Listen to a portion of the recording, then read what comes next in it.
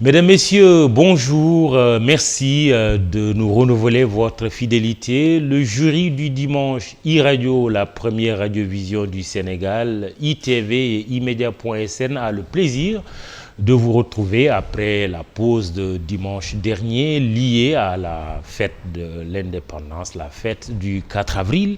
Et nous avons également le plaisir de recevoir Omar Seck, chef de la plateforme UEACP de développement du secteur privé et PDG de Emerging Africa Consulting. C'est bien ça. Oui, c'est bien ça. Bonjour Omar Seck. Bonjour Mamadou, merci pour l'invitation. C'est moi qui vous remercie. Vous avez occupé des postes de responsabilité pour plusieurs organisations internationales, IFC, Groupe Banque Mondiale, PNUD, Citibank, des fonds d'investissement, l'Union européenne. Vous avez dirigé plusieurs institutions et projets importants du continent africain et ailleurs. Expert international en banque finance, ingénieur de formation au départ, diplômé du MIT, la prestigieuse université américaine dans les domaines banque et finance, économie, ingénieur. Alors, le Sénégal, l'Afrique, l'Europe, l'Amérique, l'Asie, plus particulièrement la Chine. L'invité du jury du dimanche est un spécialiste des questions de développement. Omar Seck est venu nous parler justement des enjeux de la finance mondiale. Mais s'enraciner d'abord avant de s'ouvrir. Le retard économique de l'Afrique, le financement de l'économie sénégalaise, la finance islamique, les infrastructures, les partenariats publics-privés, les PME, PMI, l'entrepreneuriat et l'emploi, la jeunesse africaine. La politique sont autant de sujets que nous allons développer avec notre invité. Omar Seck, le temps de l'Afrique est-il arrivé depuis qu'on en parle, depuis des siècles, depuis des décennies en tout cas? Je peux dire oui et avoir une réponse plus mitigée. Alors l'Afrique c'est quoi? L'Afrique c'est le plus grand continent du monde en termes de superficie. L'Afrique c'est 1,3 milliard d'individus. L'Afrique, c'est 3 fois la superficie de l'Europe, c'est 3 fois la superficie des États-Unis, etc., etc. L'Afrique, c'est un PIB consolidé de 2,6 milliers de milliards de dollars, le fameux trillion, je ne sais pas comment le traduire en français. L'Afrique, ce PIB constitué fait que l'Afrique est potentiellement 8e économie du monde en termes de PIB. Si l'économie, si le continent était unifié. Alors, vous me dites, alors, mais ce même classement, ce même calcul fait il y a à peu près 10, 15 ans, 20 ans, révélait que l'Afrique était très loin en arrière. Et l'Afrique est à 2,6 trillions de fameux milliers de milliards de dollars, juste derrière l'Inde qui est pratiquement au même niveau, la France et l'Angleterre qui sont pratiquement à 2,7. Ça veut dire que si les cours des matières premières étaient intéressants, l'Afrique serait devant ces pays. L'Afrique serait... Eh bien, c'est la réalité, c'est l'information, la 5e ou 6e économie du monde. Mais autrement dit, il y aurait toute une idéologie qui consiste à confiner les Africains toujours loin derrière, mais que font également les Africains pour que ce temps de l'Afrique dont on parle depuis très longtemps soit là, soit présent, soit également futur, parce qu'il s'agit du présent, mais il s'agit également du futur, et on parle de plus en plus de l'avenir du monde qui se trouverait en Afrique.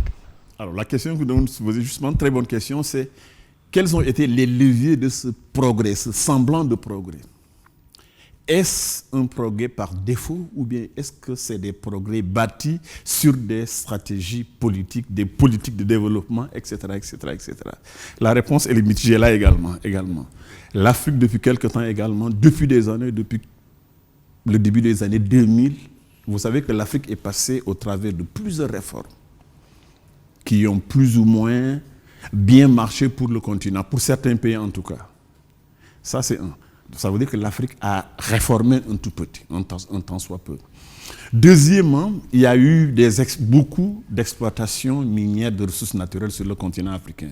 Depuis quelques années, le continent africain, vous savez, l'Afrique, prenez le golfe de Guinée, il n'y a pas un seul pays du golfe de Guinée qui n'a pas de ressources pétrolières, gazières, etc., minières, etc., ressources naturelles.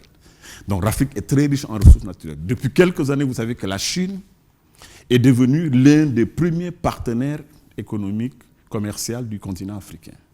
Du coup, le développement, la transformation économique du Chine a un peu tiré l'Afrique vers en termes d'exportation. Sans compter que les partenaires tels que l'Union européenne continuent d'être des partenaires privilégiés du continent africain. Donc, sur le plan commercial, sur le plan des réformes, etc., il y a eu des avancées.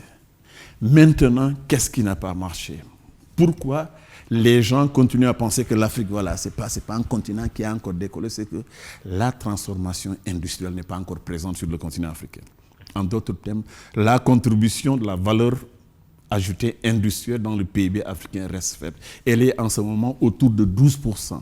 C'est pas intéressant. Elle a même régressé. Voilà. Mais quand on dit que c'est le temps de l'Afrique, cela doit renvoyer à quoi? Alors, précisément? Ça renvoie à quoi? Oui. Tous les pays développés que nous connaissons, traditionnels, États-Unis, Europe, Japon, etc., et les économies émergentes, Chine, etc., tous ces pays maintenant comptent sur l'Afrique pour leur agenda de sécurité nationale. Je mets S majuscule sur le thème sécurité. Ça veut dire qu'au plan économique, au plan commercial, etc., en termes de débouchés de marché, en termes d'opportunités d'investissement rentable, c'est là le problème. Alors, tous ces pays, ça je vous le dis, entre toi et moi, ont besoin de l'Afrique. Alors, je vous donne un exemple. J'ai fait une étude. L'Afrique en est consciente. Mais justement, j'ai fait une étude sur les relations stratégiques Afrique-Union européenne, oui. Afrique-États-Unis, oui. Afrique-Chine, Afrique-Japon, Afrique-pays arabes il y a quelques années. L'étude a révélé que, je prends le secteur de l'énergie, 8% du pétrole importé de l'Union européenne provient de l'Afrique, c'est beaucoup. L'Union européenne, c'est la première économie du monde en fait. Si vous consolidez les PIB de l'Union européenne, il est devant les États-Unis, etc., etc. 21% du pétrole importé de la Chine vient de l'Afrique. Je parle bien du pétrole importé, pas consommé. 20%, 18% du pétrole importé des États-Unis, alors il y a à peu près 5 ans l'étude là, provenait de l'Afrique. L'Inde, même taux, 20%. 21% du gaz importé de l'Union européenne provient d'un pays tel que l'Algérie. Vous prenez un pays comme la France, son mix énergétique est à 70-75% nucléaire. Un pays africain, le Niger, fournit 35% des importations d'uranium de ces pays. Donc ça c'est un exemple. Vous prenez maintenant, vous entrez dans les ressources minières. Vous avez entendu parler de l'Angola, la République démocratique du Congo, et même notre pays. Nous avons des ressources justement qui sont convoitées, etc. Ah oui. Alors si vous regardez tout ça là, maintenant le marché de la consommation, dans 10 ans, dans 15 ans, l'Afrique va dépasser en termes de population l'Inde, la Chine, etc. Et dans 20 ans, à peu près 1 sur 5 travailleurs au niveau mondial sera africain. Alors ça veut dire que tout se passera ici dans l'Afrique. Le monde, ce n'est pas aujourd'hui, le monde c'est demain. C'est dans 5 ans, dans 10 ans, dans 20 ans. Donc du coup, l'Afrique est au cœur des agendas. Ça devrait être le temps de l'Afrique, si l'Afrique avait une stratégie en direction de ses différentes puissances. Très bien. On reviendra sur le thème de l'Afrique. Vous êtes basé d'ailleurs à Johannesburg, en Afrique du Sud? Oui, mon cabinet est enregistré à Johannesburg. J'avais commencé au Sénégal aussi. Hein. Voilà, il est basé à Johannesburg. Très bien. On va parler de la jeunesse africaine, mais plus particulièrement de la jeunesse sénégalaise et de la lancinante question de l'emploi. 450 milliards dégagés, en tout cas c'est l'annonce faite récemment par le président de la République pour répondre à cette problématique de l'emploi des jeunes. 65 emplois à créer dans l'immédiat avec une mobilisation de 80 milliards de francs CFA. Le président de la République a prononcé cette petite phrase « Je vous ai compris » après les récentes émeutes au Sénégal. Avez-vous le sentiment, justement, ou non, que cette problématique de l'emploi des jeunes est désormais bien prise en charge au Sénégal? Très bonne question, Mamadou. Cette problématique, c'est la problématique numéro 1 au niveau mondial, tous les pays du monde, même les pays développés. Évidemment, il y a des pays qui se portent beaucoup mieux que d'autres pays. essayons d'expliquer un peu la problématique, les différents niveaux de problématique. Quels sont les différents niveaux de problématique en matière d'emploi? D'abord, il faut préserver les emplois qui existent. Deuxièmement, il faut augmenter les emplois dans les secteurs traditionnels. Troisièmement, il faut créer de nouveaux emplois. Et il faut, le premier, c'est prévenir les pertes d'emplois. Oui, dans un contexte de pandémie, par exemple. Dans un contexte de pandémie. Alors, il faut prévenir. Des entreprises qui ont des difficultés. Voilà. C'est des entreprises et des secteurs industriels qui ont des difficultés. Ouais. Alors, ça veut dire quoi? Alors, j'ai cité 4 niveaux de problématiques. Alors, la problématique du chômage, de l'emploi, devrait se traiter à ces 4 niveaux. Alors, le premier niveau, prévenir, éviter le chômage, les pertes d'emploi. Il faut dire que le Sénégal, depuis maintenant une vingtaine d'années, on n'a pas. Vous vous rappelez, il y a quelques années, le Sénégal avait quelques champions industriels. Elles ont toutes disparu. Je peux en citer plusieurs. Très récemment, oui. Et ça c'est important, oui. Très récemment, le Sénégal a eu 2 petits champions émergents dans le numérique, en matière de transfert d'argent. Tout d'un coup, on n'entend plus parler. Il semblerait qu'il y a des problèmes, comme Wari, comme Johnny, qui avait des chiffres, qui faisaient des chiffres d'affaires intéressants. Alors là, c'est important. Je le dis parce que nous avons d'autres sociétés sénégalaises en ce moment qui sont dans d'autres secteurs, qui commencent à être performants, mais on les laisse à leur sort. On n'a pas une politique de préservation des emplois. Il faut avoir d'abord une politique de préservation de l'emploi. Alors, qu'est-ce que ça veut dire?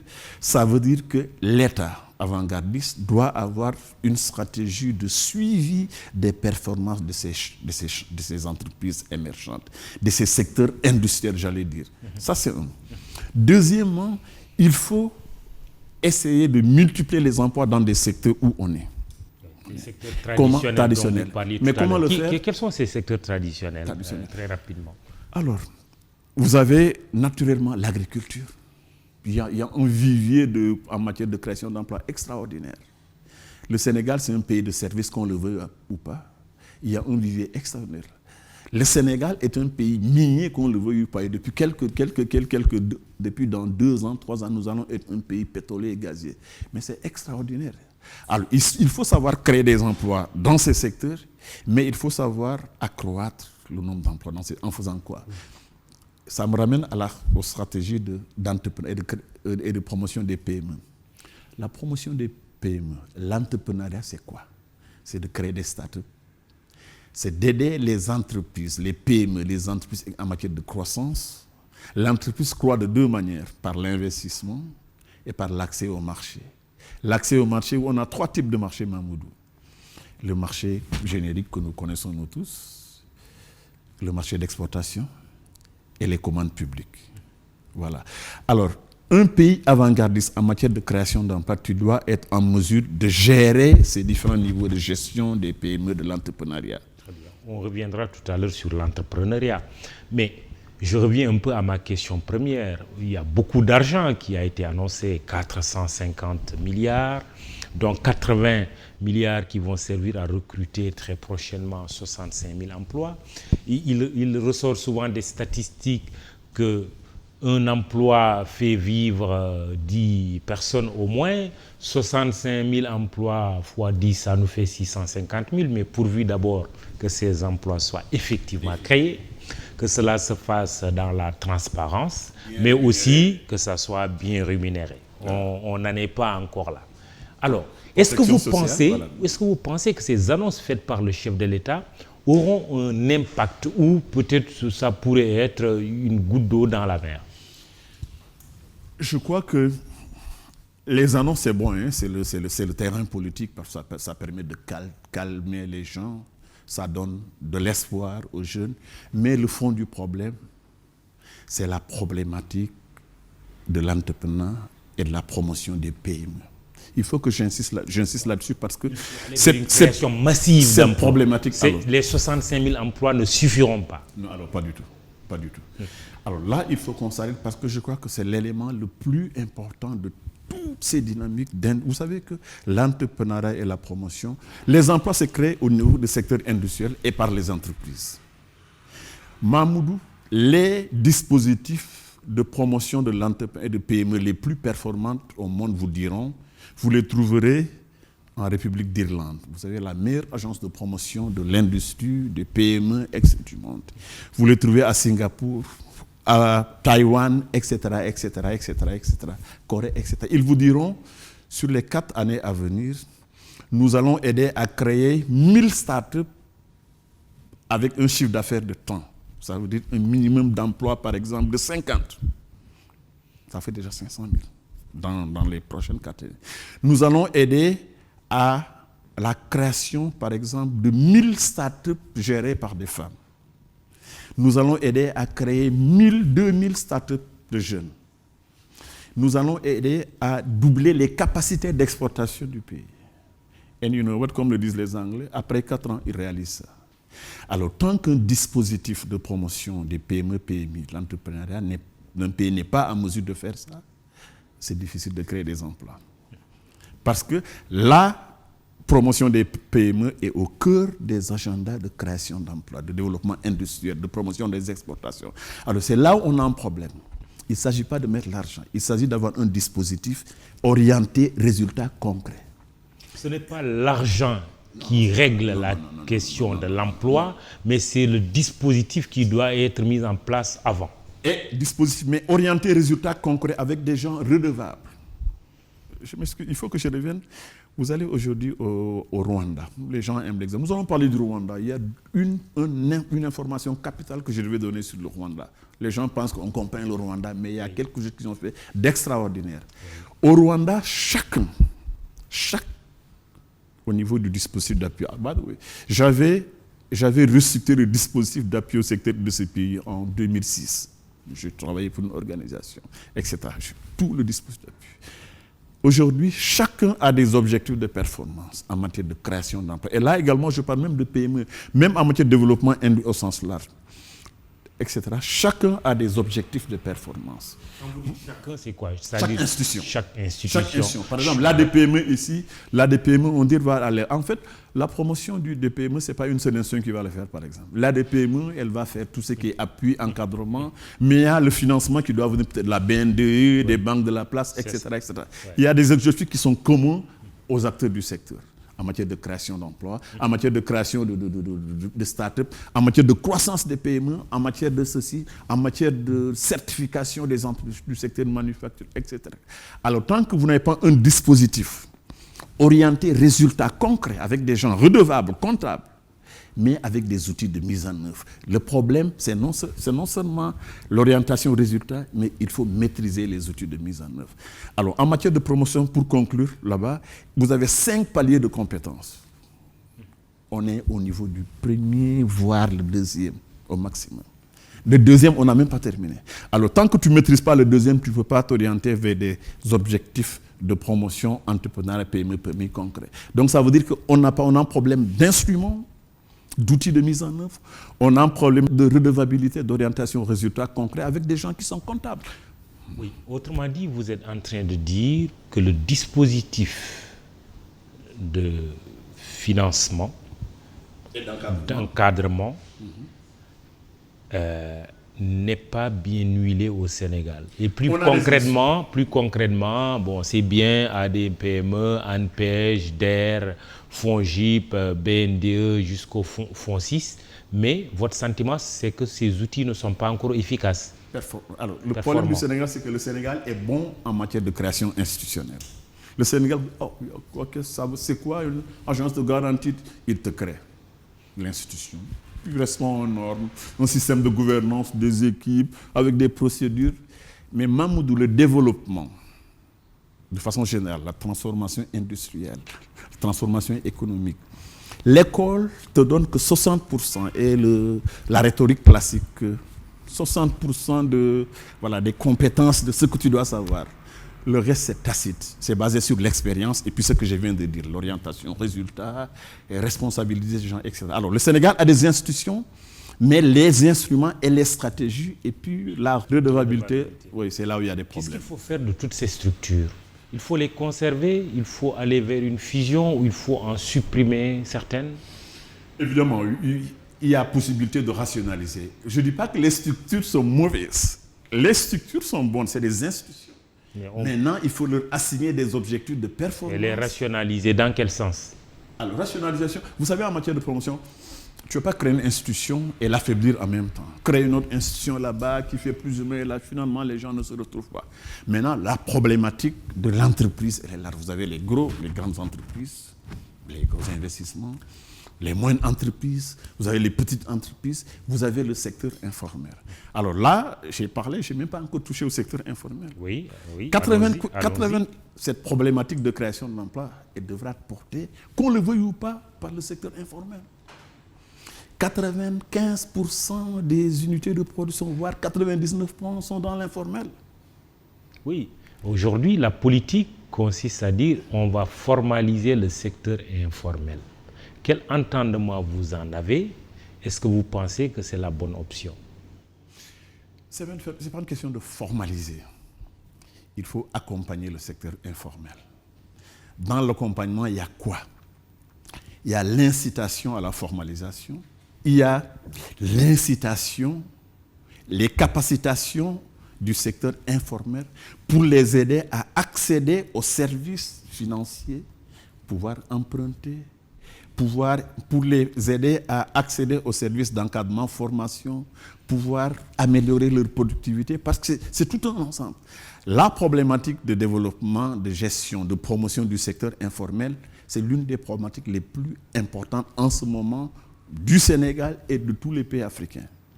Parce que justement, notre tissu économique industriel est à 95%, et puis l'emploi en termes d'emploi, 40 voire 60% provient du secteur informel.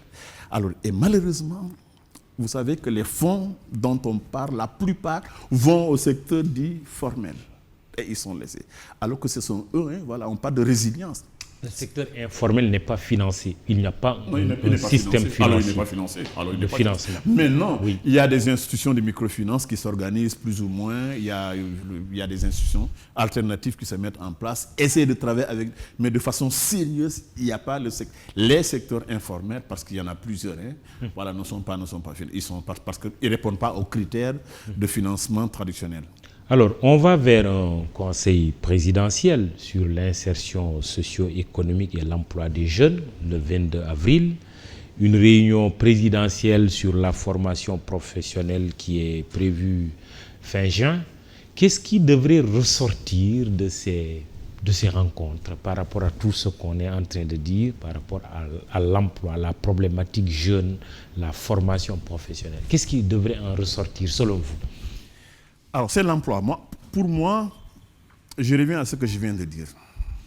Vous savez, on aime parler des choses sans nous fixer des objectifs. Ou bien on fixe des objectifs, mais personne n'est redevable pour l'atteinte de ces objectifs. Alors, les objectifs devraient être quoi? On identifie les secteurs. D'abord, en matière de création d'emplois, vous avez différents points d'entrée. Vous avez l'environnement de l'entreprise, au niveau, disons, national, au niveau régional, etc., pour libérer les énergies et les potentialités. Ça veut dire quoi? Ça veut dire qu'il faut que nous connaissions ces potentialités sur lesquelles les créations d'emplois vont porter. Alors, à partir de là, maintenant, nous allons voir. Parce que c'est quoi qu'on crée l'emploi? Il y a 3 niveaux de compétences pour créer une entreprise. Il faut des compétences entrepreneuriales, il faut des compétences en gestion, il faut des compétences techniques. Dans les médias, vous êtes les métiers de journalisme, graphisme, etc., etc., etc. Au-delà de ça, maintenant, il faut gestion et puis il faut avoir l'esprit d'entreprise. Alors, donc c'est ça. La formation professionnelle, elle va porter tout ce qui est technique, mais également tout ce qui est esprit d'entreprise. Quels sont les modèles de création d'entreprise? Parce que l'auto-emploi jouera un rôle prépondérant dans la dynamique de création d'emploi. Parce que pour le moment, alors ça c'est un. Maintenant, pour créer, en matière de formation, pour revenir à ta question, c'est l'identification des secteurs porteurs d'emploi qui va nous dire, écoutez, nous avons besoin pour ces secteurs de ça, de ça, de ça. Mais ce n'est pas que ça. Comme je l'ai dit tantôt, la création d'emplois, c'est quoi? C'est ces 3 éléments de compétences, mais également c'est du financement. C'est du financement. Donc, en fonction de tout ça, donc, il va falloir justement trouver les secteurs porteurs d'emploi. On les connaît. Le diagnostic est fait, voilà, qu'on le veuille ou pas. Le secteur de l'artisanat du Sénégal crée beaucoup plus d'emplois que tout autre secteur. Maintenant, il y a le secteur structuré, le tourisme, le système. Mais le problème que je vois, le Sénégal n'est positionné dans aucun secteur. C'est ça le problème du Sénégal. Justement. Senghor avait positionné le Sénégal dans le tourisme avec la Petite Côte, Cap Skirring, etc. des hôtels. Mais depuis lors, ces stratégies n'ont pas été renouvelées. Dites-moi un secteur où le Sénégal est positionné sérieusement. Donc vous êtes en train de dire, pour résumer votre pensée, que, à commencer par le pouvoir actuel, mais aussi les pouvoirs ma question, vous êtes en train de dire, à commencer par le pouvoir actuel, mais aussi les pouvoirs qui ont précédé, il n'y a pas eu de succès dans le domaine de la politique de l'emploi. Absolument. La preuve. Les institutions que nous sommes pas de succès, donc échec. Oui. Il y a eu des succès. À preuve, les institutions que nous sommes en train de créer ont été créées par le passé. Mais qu'est-ce qui va changer? Je vous dis, s'il y a une seule chose que le Sénégal devrait faire, c'est de responsabiliser les gens, de nous fixer des objectifs concrets et significatifs en matière de création d'emplois, de création d'entreprises, d'exportation, etc., etc., et rendre les gens responsables. J'étais au Rwanda, il faut que je vous donne l'exemple. Un jeune est venu me voir, monsieur, vous savez, je veux vous voir. Je lui ai dit, écoutez, je finis mes réunions à 16h, venez. Il vient, la quarantaine, monsieur, j'ai la charge de faire de mon pays une place financière régionale. Je souris à l'intérieur. Je parle de quoi? C'est compliqué tout ça. Je lui dis, écoutez, c'est compliqué. Il me dit, je n'ai pas le choix. Voilà mes objectifs. Ce même jeune, aujourd'hui, il a aidé le Rwanda à... Parce que même s'il ne le savait pas, il a aidé le Rwanda à... Le Rwanda a maintenant se positionne comme plateforme de financement vert pour l'Afrique. Le Rwanda qui n'a pas de vert, financement climatique, etc. Nous avons parlé des énergies renouvelables. Je viens de terminer l'étude pour la stratégie de financement du secteur du continent africain. Comment lever 55 milliards sur les 10 prochaines années. 50 milliards de dollars. Alors, le jeune là, le Rwanda aujourd'hui met en place une bourse des commodités. Au niveau, à côté ici, la Côte d'Ivoire vient de terminer son projet de bourse des commodités qui va mettre place à Abidjan. Elle va commencer avec 4 commodités, etc. Alors, ce que je veux te dire, que le jeune du Rwanda, il me dit, I don't have option, je n'ai pas d'option, il faut que je réussisse. Parce qu'il y a un leader aussi, un leadership qui est là. Mais il y a un leadership, mais également quand tu ne connais pas, quand tu es redevable, même si tu ne sais pas, tu es forcé de le savoir, tu vas chercher l'information. Mais quand tu es là, on te laisse, quand ça ne marche pas, voilà, c'est bon, c'est pas méchant, c'est un protégé de monsieur X ou Y, voilà, les gens, voilà. Tu achètes de jolis costumes, voilà, et puis à la fin du mois, on regarde, à la fin de l'année, après 4 ans, on regarde, objectif, tu sors un rapport, quelques bonnes pratiques, quelques succès stories, mais au fond en fin de compte, tu n'as rien fait. C'est ça le problème. S'il y a une seule recommandation que je devrais faire, c'est il faut que les ministres, les directeurs généraux, les agences de promotion, tout le monde soit renouvelable avec des objectifs. Et ça, nous pouvons aider le pays à articuler justement ces objectifs de performance. Omar Seck, chef de la plateforme UE-ACP de développement du secteur privé. Il est également expert, banque, finance, ingénieur en matière de hydraulique. Il est l'invité de ce jury du dimanche, mais nous allons parler de l'industrialisation puisque nous parlons de l'emploi. Qu'est-ce qu'il faut faire? Parce qu'on se rend compte que dans nos pays, et surtout au Sénégal, que l'industrialisation constitue encore un défi. Or, l'industrialisation, non seulement c'est la transformation, mais c'est la création d'emplois. Vous dites, nous désindustrialisons? Ah oui? Absolument. Alors, vous savez, industrialisation, exportation, entre PME, c'est une seule équation.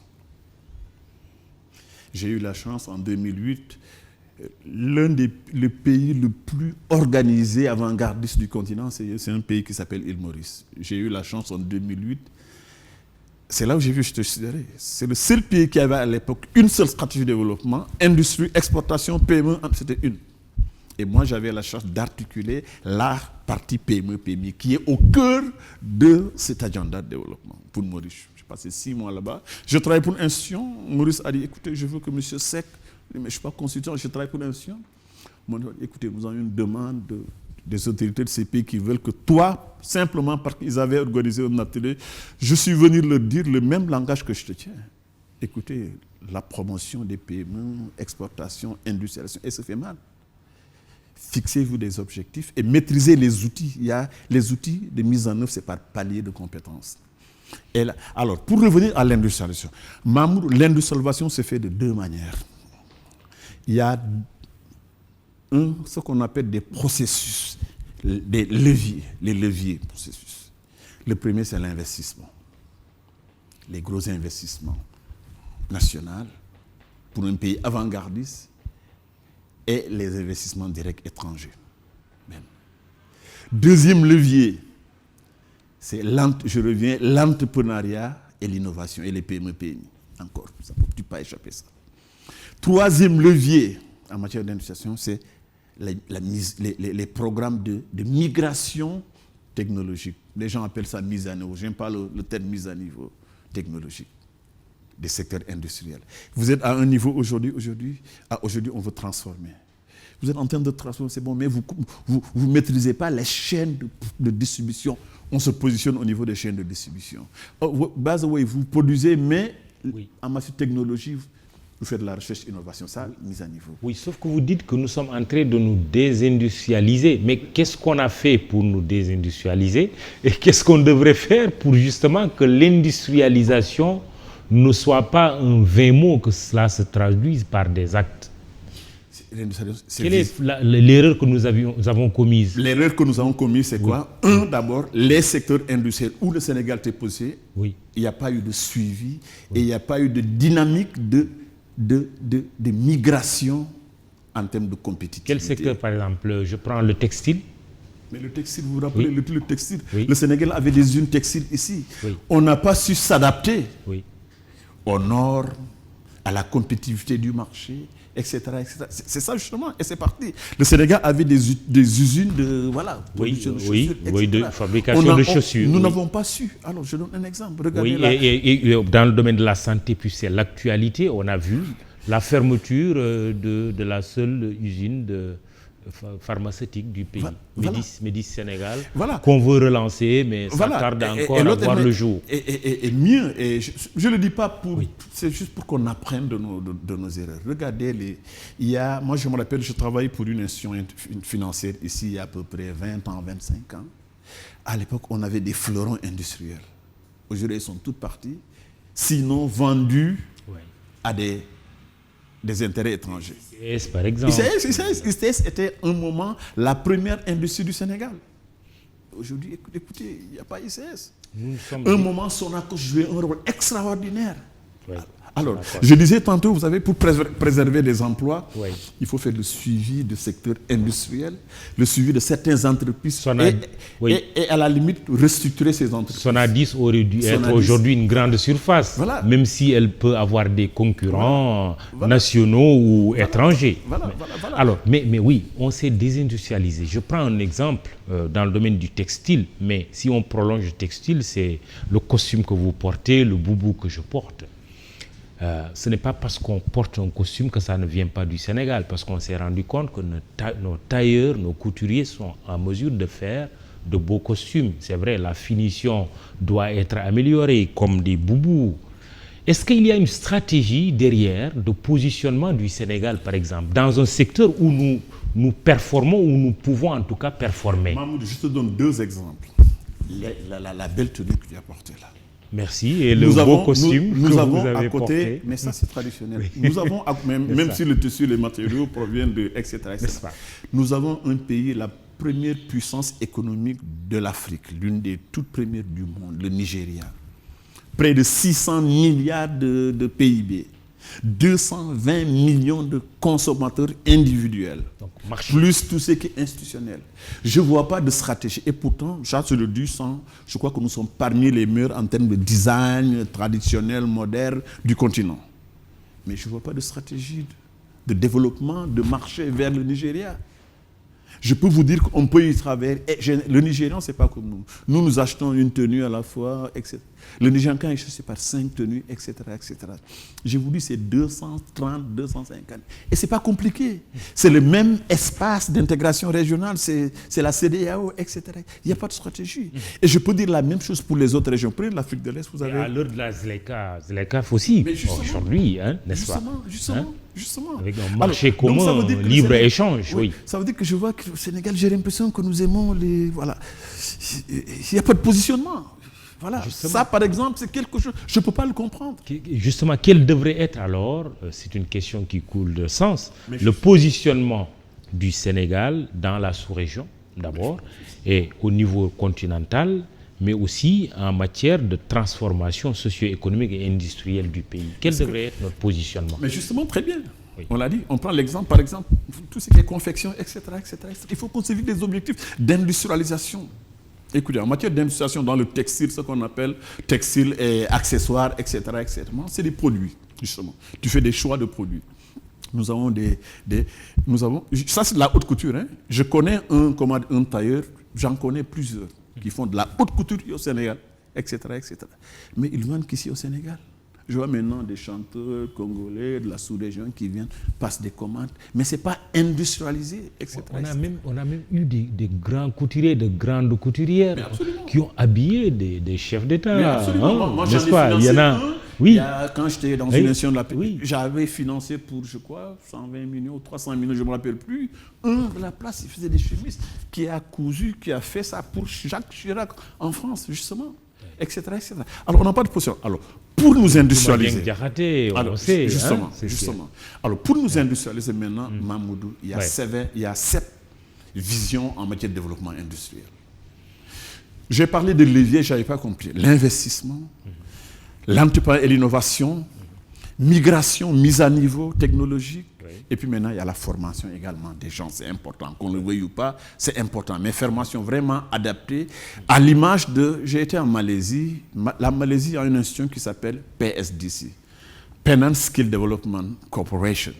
Donc, c'est une plateforme de capacitation, de formation technique mise en place conjointement par le secteur privé, l'État et les institutions d'enseignement de formation professionnelle. Très bien. Répétons-nous, vous dites 7 leviers. Alors, je dis maintenant en matière de investissement. Maintenant, les stratégies, c'est quoi? Il faut que nous ayons des stratégies. D'accord. En matière d'industrialisation, vous êtes carrément, ou bien vous vous industrialisez par les investissements directs étrangers. Ça veut dire quoi? Ça veut dire que vous avez une stratégie de connexion à ces investissements directs étrangers en termes de contenu local, en termes... Ça, c'est un. Deuxièmement, Mamoudou, vous pouvez vous industrialiser par, justement, la transformation de vos ressources. Le Sénégal a plus de ressources. Vous regardez, le Sénégal, ce n'est pas un pays pauvre en ressources. Oui. Avec le pétrole, le gaz, les minerais, on a tellement de ressources minières, on a de l'eau, on a, je sais pas, 700 km de côte, etc. Tout ça, c'est des ressources. Dans le tourisme, dans les services, dans le secteur pétrolier, dans le secteur... Nous allons parler du secteur pétrole-gaz. Parce que je gérais un fonds. Oui, on va en parler tout à l'heure. Oui. Il faut qu'on se positionne. Le positionnement, ce n'est pas une question « Ah, le Sénégal va faire ça, on va faire... » Il faut le faire dans l'action. Oui, très bien. Mais j'aimerais qu'on conclue sur la question de l'emploi. Je disais 65 000 emplois annoncés, mais on sait aussi que cet engagement de créer 500 000 emplois du président Macky Sall lors de son premier mandat, son septennat, comme il y a eu d'autres promesses également, nos dirigeants ont souvent fait des promesses en matière d'emploi. Alors, si nous concluons un peu, à votre avis, dans une séquence temporelle d'une année ou de 5 ans, ou je ne sais pas quelle séquence vous allez choisir, le Sénégal est en mesure de créer combien d'emplois de manière concrète? Mahmoudou, je vous dis, ça je le dis, et puis je me Sur 5 ans par exemple, prenons la séquence temporelle de 5 ans. 5 ans, Mahmoud, au moment où je vous parle, dans les 2-3 prochaines années, le Sénégal peut créer plus d'1 million d'emplois bien payés. Je dis bien plus d'1 million d'emplois bien payés. Plus d'1 million d'emplois très bien payés. Nous pouvons absorber, parce que nous avons tellement de demandes, il s'agit de s'organiser, encore une fois, de nous positionner. Positionnement, ce n'est pas positionnement théorique. Ah, le Sénégal, on va faire hub de ceci, c'est très facile. On se positionne, nous nous fixons des objectifs, et puis on rend les gens comptables par rapport à la réalisation de ces objectifs. Et puis maintenant, nous organisons les institutions comptables. Chacun va travailler dans ce sens. Et puis maintenant, utilisons les capacités que nous avons. Le Sénégal a beaucoup d'expertise au niveau... Je vous raconte une histoire. Un jour, à Maurice, Omar Seck, félicitations, les gens te félicitent, ton programme, vous avez fait du succès. Je dis, ah bon, à Maurice, j'avais un programme. Maurice a un produit qui s'appelle le litchi. Un produit, c'est un fruit. On en fait du jus et puis ils les exportent. Avec les standards, les normes, les standards qu'on appelait à l'époque Europe Gap. Aujourd'hui, c'est Global Gap, les standards en matière d'agriculture, processing. L'Union européenne a Maurice, écoutez, ou bien vous certifiez avec toutes les questions de travail, ou bien maintenant, nous, on ne va pas vous produire litchi. Alors, je suis venu à Madagascar, monsieur, il faut que vous nous aidiez, etc., etc. Alors, j'ai mis en place un programme. J'ai recruté des experts. J'ai fait appel d'offres. Il n'y en avait pas beaucoup en Afrique, d'après mes informations. J'ai eu un cabinet d'un pays européen qui a gagné. Ils ont fait le travail. Au bout de 18 mois, le pays exportait pour 29 millions d'euros de litchi. Au bout de 18 mois, ils sont passés de 29 millions à 42, je vais me rappeler, 42 millions, je crois. Voilà. Alors, qu'est-ce qui est passé? On m'a félicité, j'ai dit, mais félicité quoi? J'ai dit, eh bien, il faut que je le voie. J'ai appelé mon service, mes représentants de l'océan Indien, mais dites-moi qui, le programme là, c'était le cabinet là qui avait gagné. Il m'a dit, by the way, monsieur Seck, c'est un Sénégalais qui est venu. Je dis, ah bon? C'est un Sénégalais qui a exécuté. Le cabinet qui avait gagné avait recruté un Sénégalais. Donnez-moi son contact. Je l'appelle.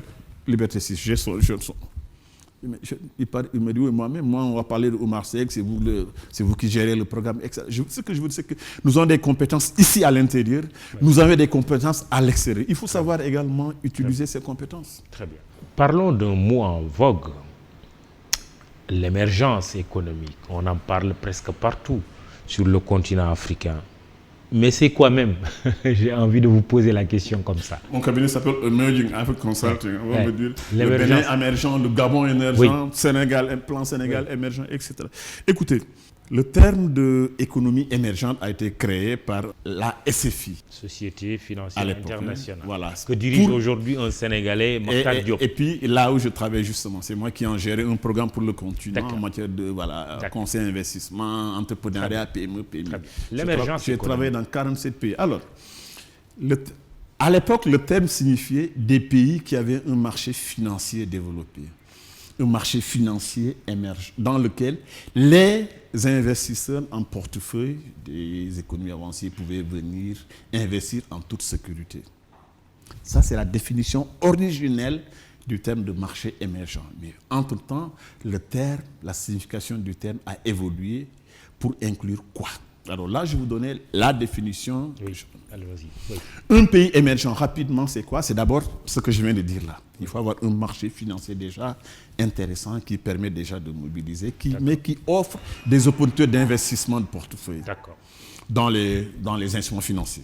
Bon public, obligations d'État, des sociétés. Ça, c'est un. Deuxièmement, un pays émergent doit avoir, je dis les conditions pour être émergent. La première, c'est ça. Oui. Deuxième, c'est un pays avoir un environnement, un climat d'investissement et un environnement des affaires, disons, très propice à l'investissement et à l'entrepreneuriat. Ça veut dire quoi? En termes d'abord de déterminants économiques de l'investissement. Ça veut dire que vous devez avoir des institutions de formation, des gens bien formés, les infrastructures déjà, le courant, il n'y a pas de coupure, etc., etc. Ça, c'est les déterminants économiques de l'investissement. Mais également en termes d'écosystème entrepreneurial qui favorise. Troisièmement, et là, c'est plus important. Un pays émergent doit avoir des taux de croissance dans la durée intéressants, assez importants, tirés par le secteur privé et hors ressources naturelles, tirés par l'industrialisation. L'industrialisation. Alors, on a parlé du Sénégal. Et troisièmement, enfin, un pays émergent, quatrième conséquence, doit avoir des sociétés, des champions, des moyennes entreprises, des grandes entreprises qui sont connectées aux chaînes de production, aux chaînes de valeur internationales.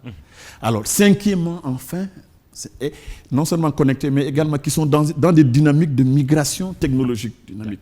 Alors, cinquièmement, un pays émergent, tu dois avoir un gouvernement intelligent, orienté, résultat. Donc, voici ces 5 critères. On peut évaluer le Sénégal, la Côte d'Ivoire. Justement, alors, il n'y a que 2 pays. Oui, c'était ma question. Oui, allez-y. Voilà, il y a des pays. Alors, y a-t-il des il y a pays 5 africains? indices. Il y a Oui. 5 pays qui gèrent les indices Oui. d'économie émergente. C'est voilà, le Fonds monétaire en a un, MSI, Russell, je crois, Standard & Poor's, etc., etc. Y a-t-il Dans ces pays, il n'y a que 2 pays africains Oui, c'est qui sont justement- véritablement émergents. qui sont ces Il pays? y a un Quels qui sont est ces très pays? sûr, c'est l'Afrique du Sud. Vous L'Afrique savez, du Sud est un pays émergent. c'est le premier monde, deuxième et D'accord. troisième. Et puis tu as l'Égypte qui vient de plus en plus. Maintenant, il faut y ajouter, il y a des pays comme le Maroc, Maurice, etc.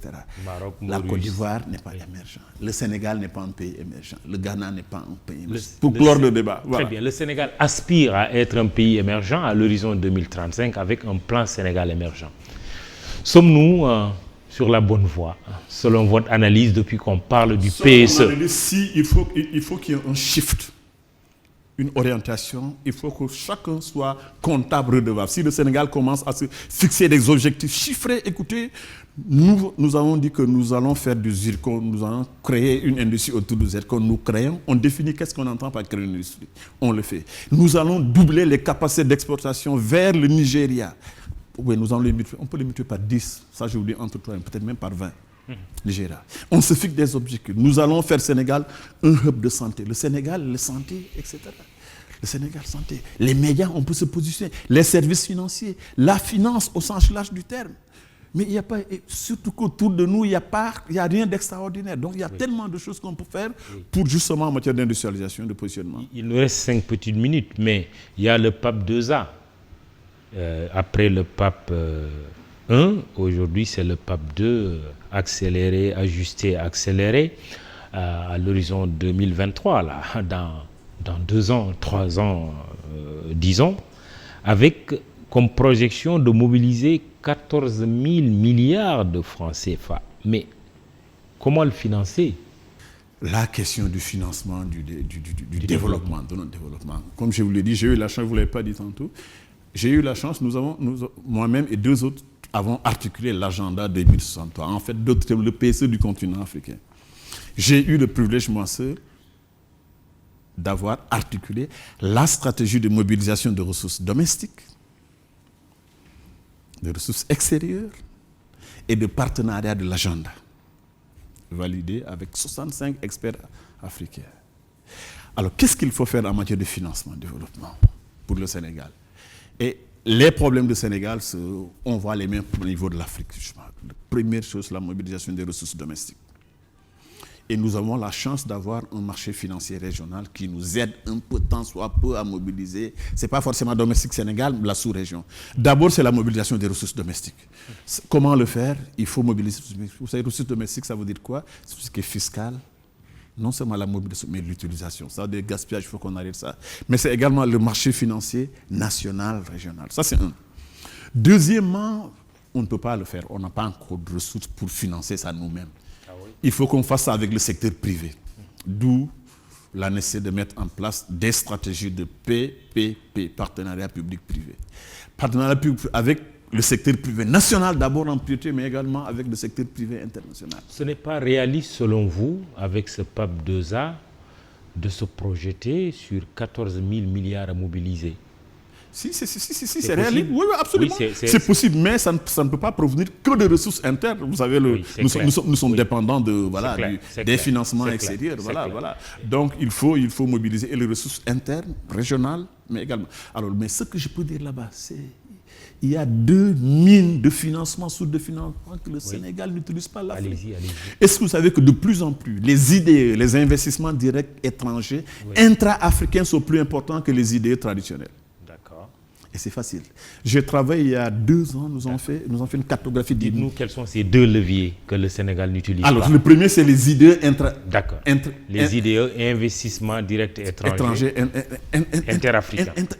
Intra-africains. Oui, d'accord. Voilà. Donc, c'est ça qu'il faut. Qu'est-ce que je dis? Je perds un peu le fil de mon emploi. Oui. Donc, là, il y a des sources. Il y a des sources de financement. D'accord. Et puis les capitaines d'industrie africains, ils ont des ressources immenses. Et ils investiraient volontiers sur le... Ça, c'est le premier levier de financement. Et l'autre, le deuxième? Alors, l'autre levier, c'est les partenariats publics-privés. D'accord. Avec les locaux d'abord. Mais maintenant, les locaux, il faut les aider à avoir les capacités de porter des projets. Je constate malheureusement, on n'a pas beaucoup de secteurs d'entrepreneurs, voilà, qui ont les capacités financières. Voilà. Du coup, il faut que les secteurs privés, les associations s'organisent pour avoir justement des consortiums capables de porter des projets. Avec quel avantage d'éviter un surendettement? Justement, le PPP, quand tu fais... Avec les PPP, tu évites un peu ces plans financement dans le bilan de l'eau, etc. etc. La mobilisation des ressources domestiques. Alors, je n'ai pas dit, la banque commence un peu par assainir le fisc. Voilà, parce que l'Afrique, je ne parle pas du Sénégal, l'Afrique perd au minimum 50% de ressources fiscales par la corruption, voilà, etc., etc., etc., etc. Donc, il faut y travailler et puis donc, il faut mobiliser davantage. Il y a également des instruments, beaucoup d'innovation en matière de création. Très bien. Il y a des instruments financiers qui permettent d'utiliser des ressources publiques pour attirer des investissements privés, dérisquer ces investissements privés et en même temps aussi dérisquer même les entreprises qui vont demander à bénéficier justement de ces investissements. Oumar Seck, on ne peut pas ne pas parler des ressources pétrolières et gazières. Faut-il nécessairement avoir ce qu'on appelle le PGM, pétrole, gaz, mine, oui, pour émerger, voire se développer? Non. Non, malheureusement, non. La question, c'est non. Malheureusement ou heureusement. Surtout dans le contexte africain. Les pays du Moyen-Orient, il y en a qui ont su en profiter. Voilà, carrément, ils ont carrément, entre guillemets, acheté le développement.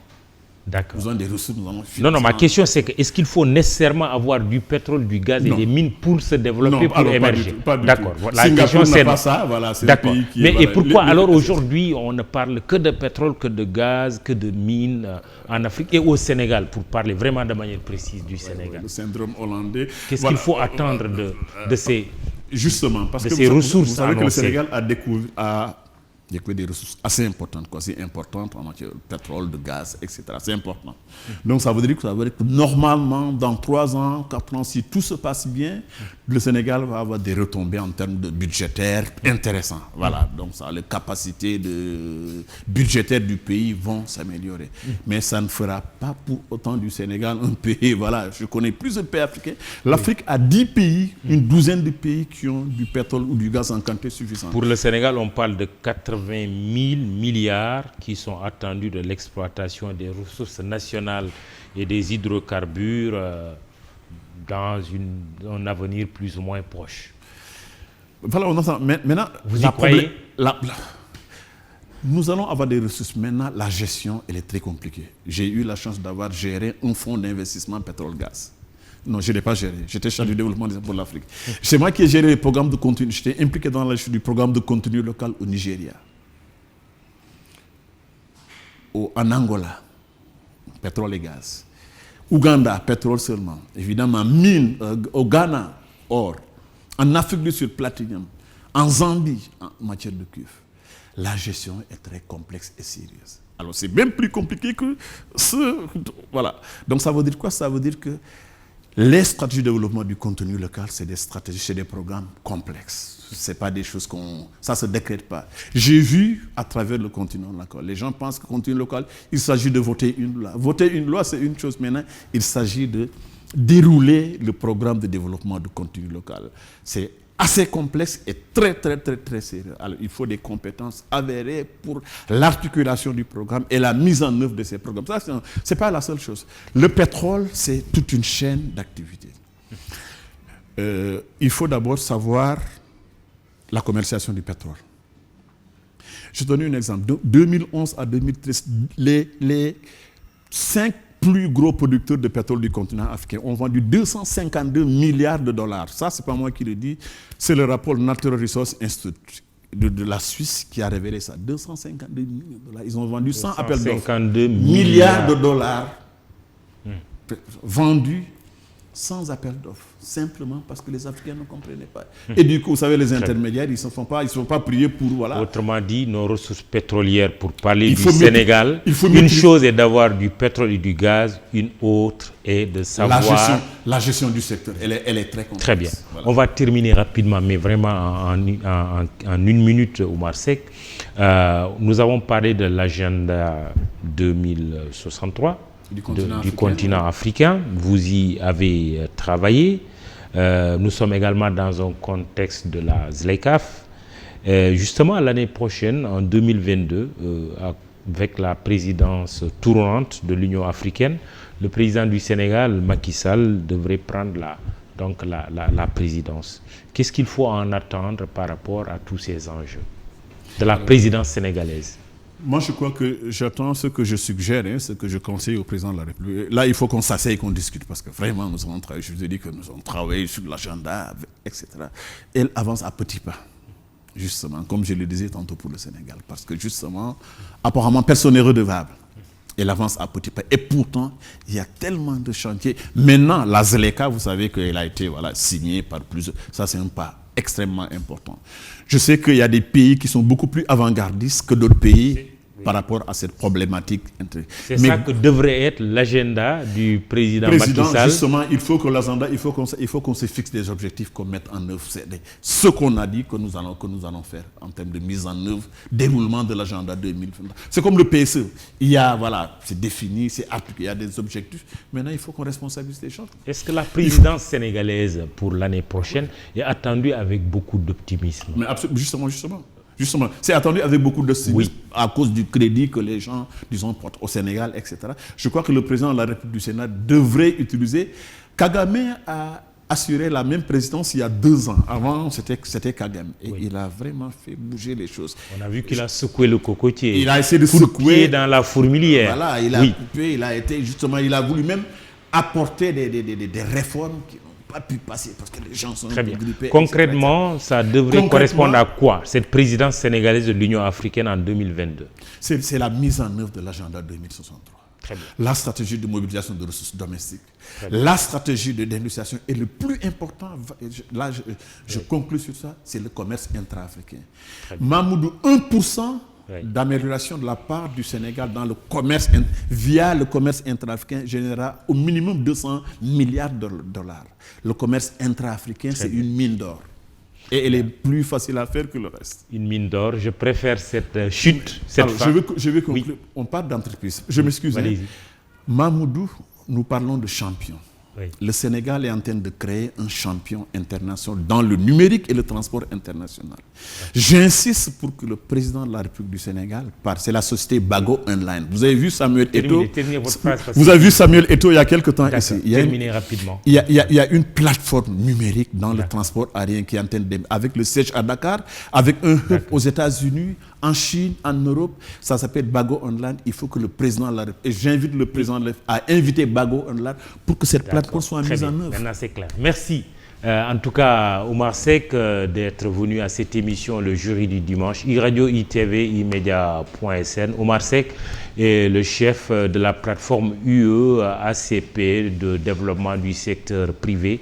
Il est également PDG de Africa Emerging Consulting. Il est diplômé de MIT, cette prestigieuse université américaine. Mahmoud Ibra Kane pour vous présenter ce JDD. Immédiat SN Dieba pour le texte, photo Abdoulaye Silla. Merci à l'équipe technique pour la réalisation. Masmoub, Babacar Ndiaye et Iba Marsen. Réseaux sociaux, Mamadou Diagne, Fatima Ba et Biram Pouy. Bon dimanche, rendez-vous dimanche prochain.